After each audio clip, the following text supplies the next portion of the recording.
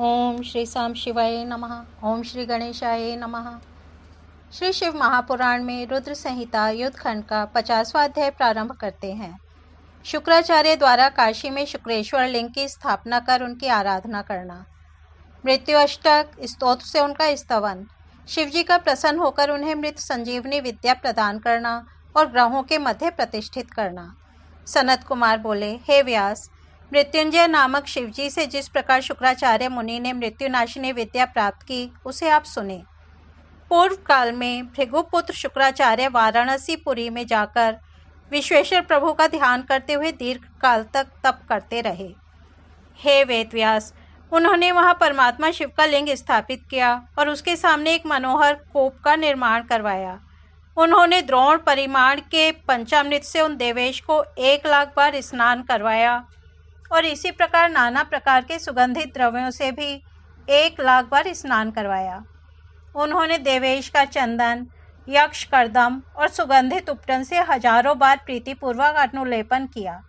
उन्होंने राज चंपक, धतूरा, कनेर, कमल, मालती, कर्णिकार, कदम्ब, बकुल, उत्पल, मल्लिका, शतपत्री, सिंधुवार, किंशुक, बंधूक पुष्प, पुन्नाग, केशर, नागकेशर, नवमल्ली, चिबिलिक, कुंद, मुचुकुंद, मंदार, बेलपत, द्रोण, मरुबक, वृक, ग्रंथिपर्ण, दमनक, सुरमय, आम्रपत्र, तुलसी, देवगंधारी, भृतपत्री, कुशांकुर, नंदावर्त, अगस्त्य, साल, देवदारू, कचनार, कुर्बक, दूर्वांकुर, कुरुंटक, इन प्रत्येक पुष्पों से तथा अनेक प्रकार के दूसरे मनोहर पल्लवों, पत्तों तथा कमलों से सावधानचित हो प्रीतिपूर्वक शिवजी का पूजन किया।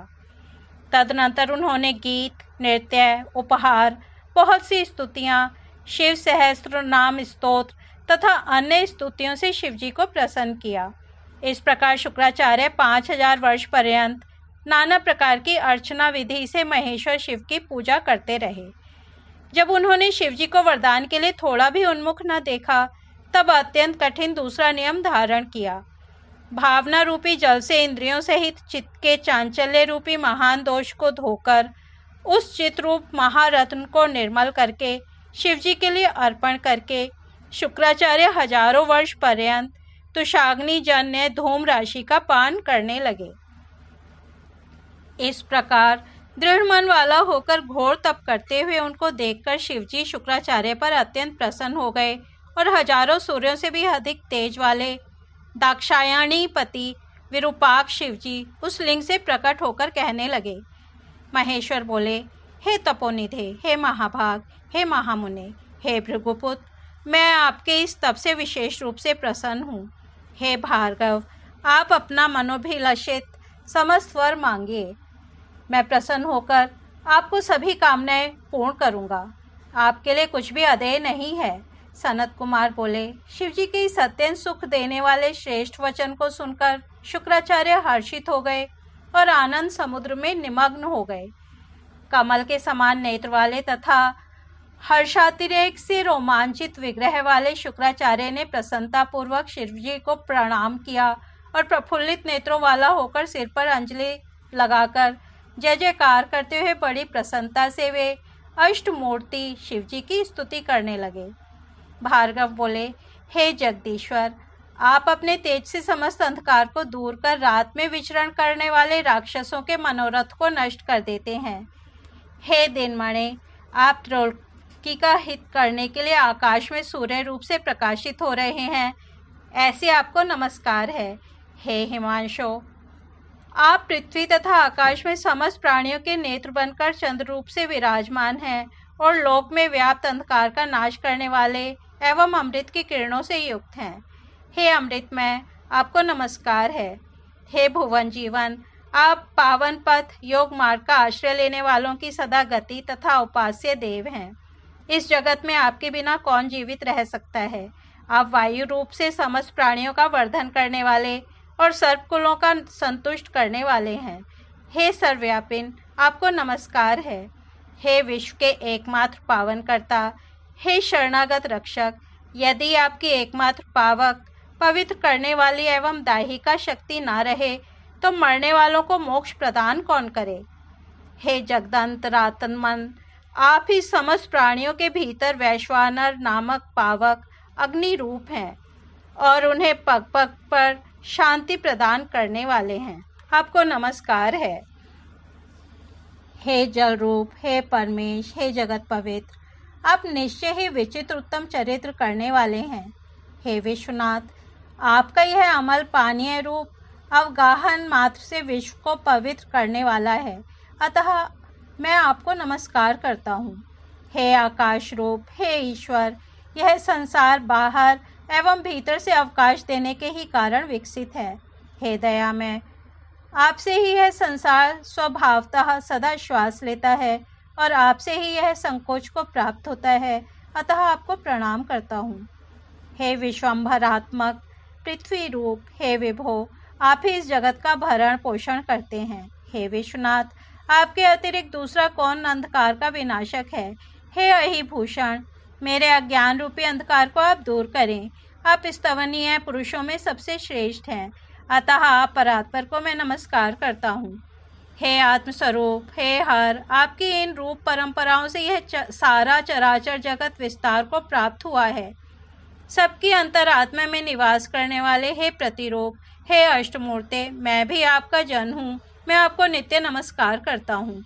हे दीनबंधो, हे विश्व जननी मूर्ते, हे प्रणत प्रणीत, शरणागतों के रक्षक, हे सर्वार्थ सार्थ परमार्थ, आप इन अष्टमूर्तियों से युक्त हैं और यह विस्तृत जगत आपसे व्याप्त है, अतः मैं आपको प्रणाम करता हूँ। भार्गव ने इस प्रकार अष्टमूर्ति स्तुति के 8 श्लोकों से शिवजी को स्तुति कर भूमि में सिर झुकाकर उनको बार बार प्रणाम किया। अत्यंत तेजस्वी भार्गव से इस प्रकार स्तुत महादेव जी प्रणाम करते हुए उन ब्राह्मण को अपनी भुजाओं से पकड़कर तथा पृथ्वी से उठाकर अपने दांतों की कांति से दिगंतर को प्रकाशित करते हुए मेघ के समान गंभीर वाणी में अत्यंत प्रेम पूर्वक कहने लगे। महादेव जी बोले, हे विप्रवर्य, हे कवे, हे तात, आप मेरे पवित्र भक्त हैं। आपके द्वारा की गई उग्र तपस्या, लिंग प्रतिष्ठा जन्य पुण्य, लिंगाराधन, अपने पवित्र एवं निश्चल चित्त के समर्पण तथा अविमुक्त जैसे महाक्षेत्र में किए गए पवित्राचरण से मैं आपको दयापूर्वक देखता हूँ। आपके लिए कुछ भी अदेय नहीं है। आप इसी शरीर से मेरी उदर रूपी गुफा में प्रविष्ट हो पुनः लिंगेंद्रिय मार्ग से निकलकर पुत्र भाव को प्राप्त होंगे।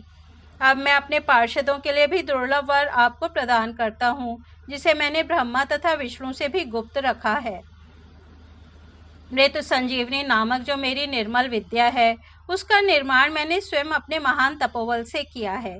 हे महाशुचे, उस मंत्र रूपा विद्या को मैं आपको प्रदान करता हूँ। हे शुचित पोनिधे, आप में उस विद्या की प्राप्ति की योग्यता है। आप जिस किसी को उद्देश्य करके विद्वेश्वर भगवान शिव की इस श्रेष्ठ विद्या का आवर्तन करेंगे, वह अवश्य ही जीवित हो जाएगा, यह सत्य है। आपका देदीप्यमान तेज आकाश मंडल में सूर्य तथा अग्नि से बढ़कर होगा। आप प्रकाशमान होंगे और श्रेष्ठ ग्रह होंगे। जो स्त्री या पुरुष आपके सम्मुख यात्रा करेगा, आपकी दृष्टि पड़ने मात्र से उनका सारा कार्य नष्ट हो जाएगा। और हे सुव्रत, मनुष्यों के समस्त विवाह आदि धर्म कार्य आपके उदय काल में ही फलप्रद होंगे। संपूर्ण नंदा तिथियां, प्रतिपदा, षष्ठी तथा एकादशी आपके संयोग से शुभ होंगी। आपके भक्त अत्यंत पराक्रमी तथा अधिक संतानों से युक्त होंगे। आपके द्वारा स्थापित किए गए इस लिंग का नाम शुक्रेश्वर होगा। जो मनुष्य इसकी अर्चना करेंगे, उनकी कार्य सिद्धि होगी। वर्ष भर प्रतिदिन नक्त व्रत परायण जो लोग प्रति शुक्रवार को शुक्रकूप में स्नान एवं तर्पण कर इन शुक्रेश शिव जी की पूजा करेंगे, उनका फल सुनिए। उनका वीर्य कभी निष्फल नहीं जाएगा। वे पुत्रवान एवं अति वीर्यवान होंगे। वे सभी लोग पुरुषत्व एवं सौभाग्य से संपन्न, विद्यायुक्त तथा सुखी होंगे, इसमें संशय नहीं है। इस प्रकार वर देकर शिवजी उसी लिंग में लीन हो गए और शुक्राचार्य भी प्रसन्नचित होकर अपने स्थान को चले गए। हे व्यास जी, शुक्र ने जिस प्रकार अपने तपोबल से मृत्युंजय नाम की विद्या प्राप्त की, उसे मैंने कह दिया। अब आप और क्या सुनना चाहते हैं?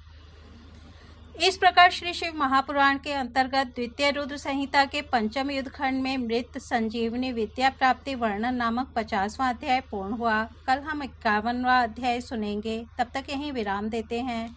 ओम नमः शिवाय।